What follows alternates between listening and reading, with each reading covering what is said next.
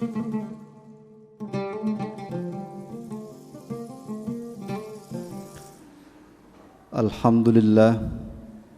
alhamdulillahilladzi arsala rasulahu bil huda wa dinil haq.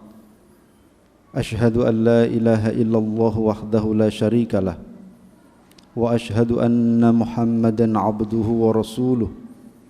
Allahumma salli wa sallim ala sayyidina Muhammadin wa ala alihi wa ashabihi ajma'in, amma ba'd. Faya ibadallah usikum wa nafsi bitaqwallah faqad fazal muttaqun. Ittaqullaha haqqa tuqatih wa la tamutunna illa wa antum muslimun. Wa qala Allah ta'ala fi kitabihil karim, a'udzu billahi minasy syaithanir rajim. Bismillahirrahmanirrahim. Qul in kuntum tuhibbunallaha fattabi'uni yuhibbukumullahu wa yaghfir lakum dzunubakum wallahu ghafurur rahim. Shadaqallahul azim. Ma'asyiral muslimin, jamaah salat Jumat rahimakumullah. Dalam sebuah kitab Durratun Nasikhin, di sana diterangkan bahwa Nabi Muhammad sallallahu alaihi wasallam pernah bersabda, "Man fariha bidukhuli Ramadan harramallahu jasadahu 'alan niran." Rawahu An-Nasa'i. Barang siapa yang senang, yang bahagia menyambut kedatangan bulan Ramadan, maka sungguh Allah telah mengharamkan jasadnya atas api neraka. Rawahu An-Nasa'i. Para jamaah sekalian rahimakumullah, meskipun banyak pakar hadis mengatakan bahwa hadis ini adalah hadis dhaif bahkan maudhu, tetapi ada satu hal yang perlu kita gali, perlu kita tanya. Mengapa fariha, senang dengan datangnya bulan Ramadan itu menjadi jaminan orang haram untuk masuk neraka? Alasan yang pertama adalah ketika seseorang itu merasa senang, merasa bahagia dengan datangnya bulan Ramadan, berarti orang itu sudah sangat-sangat siap untuk menjalankan puasa di bulan Ramadan. Dan puasa itu adalah perintah Allah. Menjalankan puasa, senang terhadap bulan Ramadan adalah bagian dari perintah Allah.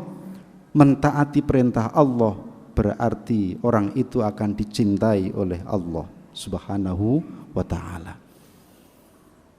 Ma'asyiral muslimin rahimakumullah, sebenarnya risalah puasa itu telah diwajibkan oleh Allah. Allah telah mewajibkan kepada semua nabi, mulai dari Nabiullah Adam alaihissalam, Nuh alaihissalam, sampai kepada Nabi Isa alaihissalam dan Nabi Muhammad sallallahu alaihi wasallam.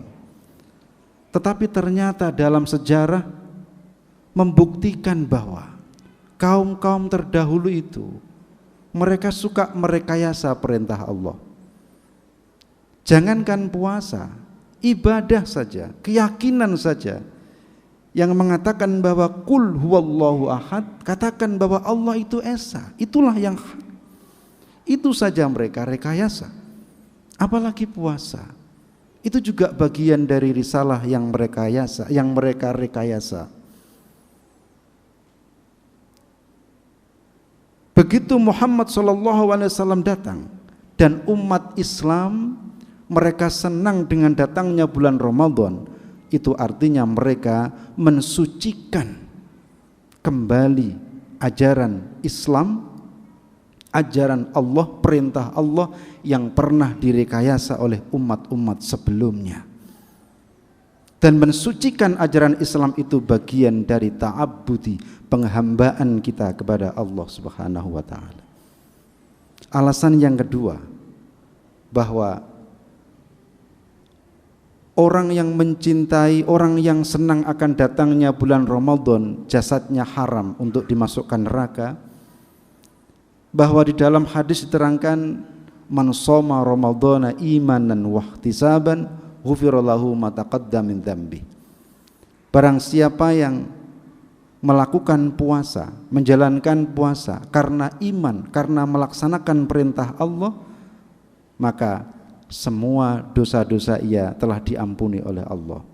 Siapa yang tidak senang dosanya diampuni oleh Allah?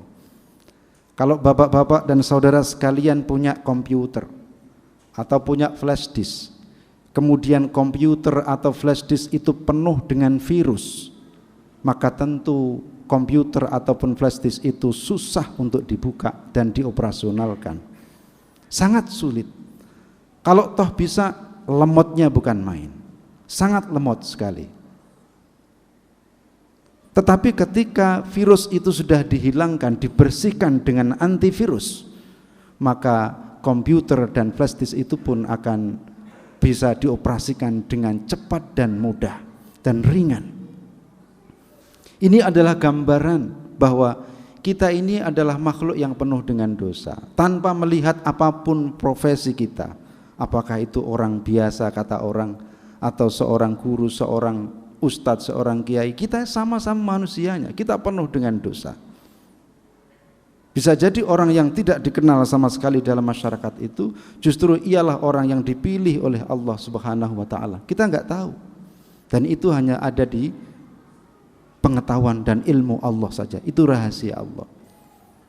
Nah, ketika kita ini orang sebagai makhluk yang penuh dengan dosa, kemudian dosa kita itu dibersihkan, virus-virus yang ada dalam hati kita, yang ada dalam pikiran kita itu bersihkan dengan puasa, maka orang itu pun akan bersih dari dosa.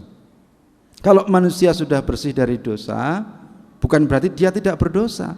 Bersih dari dosa, maka orang itu pun akan mudah untuk menjalankan perintah Allah. Diajak ke dalam kebaikan itu mudah. Dinasehati untuk hal yang baik itu bisa nerima. Kalau dia salah, dia mau meminta maaf. Kalau dia merasa benar, dia mau memberi maaf. Mudah, ringan. Itu alasan yang kedua. Alasan yang ketiga, Nabi kita Muhammad SAW pernah berdoa, Allahumma barik lana fi Rajab wa Sya'bana wa ballighna Ramadan. Ya Allah, berkahilah kami di bulan Rajab 2 bulan yang lalu, dan berkahilah kami di bulan Sya'ban saat ini. Wa ballighna Ramadan, dan berikanlah kesempatan kepada kami, panjangkanlah umur kami ya Allah untuk bisa melaksanakan puasa di bulan Ramadan. Kalau kita merasa senang dengan datangnya bulan Ramadan, itu artinya kita sama dengan mengamini doa Nabi itu. Nabi berdoa di depan kita, kemudian kita mengamini doa itu. Mengamini doa Nabi berarti sebagai bukti kita cinta kepada Rasul, kepada Muhammad SAW. Orang yang mencintai Rasulullah Muhammad SAW tidak ada balasan yang tepat baginya kecuali adalah surga dan ampunan Allah Subhanahu wa taala. Alasan yang keempat, para jamaah sekalian rahimakumullah, kita melihat sebelum bulan Ramadan atau menjelang bulan Ramadan, bulan puasa, kita lihat orang itu mudah sekali untuk beribadah. Semangat orang untuk bersedekah mulai muncul. Orang merasa tidak eman untuk berinfak. Orang merasa sangat ringan untuk membaca Al-Quran dan sebagainya. Kita melihat ibu-ibu yang memasak masakan yang enak-enak, masakan yang lezat-lezat, kemudian tidak ia makan sendiri, tetapi ia bagikan ke tetangga-tetangganya. Bapak-bapak yang punya kesempatan, dia anjang sana anjang sini, pergi ke sanak keluarga untuk silaturahim. Bahkan termasuk juga mereka mengunjungi kuburan untuk mengingat dan mendoakan orang tua mereka yang sudah meninggal. Ini adalah bukti bahwa mereka mencintai bulan Ramadan. Nah, cinta mereka seperti ini, sedekah mereka seperti ini, silaturahim yang mereka lakukan, doa yang mereka panjatkan untuk keluarga mereka yang sudah meninggal itu adalah bagian dari amal soleh, dan itu sangat dicintai oleh Allah Subhanahu wa ta'ala. Ma'asyiral muslimin rahimakumullah, memang bulan Ramadan itu bagi orang-orang tertentu sangat berat, bagi kebanyakan manusia itu berat. Bahkan hampir semua manusia itu andaikan tidak ada Ramadan mereka akan lebih senang. Terutama bagi manusia yang bekerja keras, bekerja di lapangan, orang-orang yang bekerja sebagai penjual dan lain sebagainya. Sangat berat bulan Ramadan itu.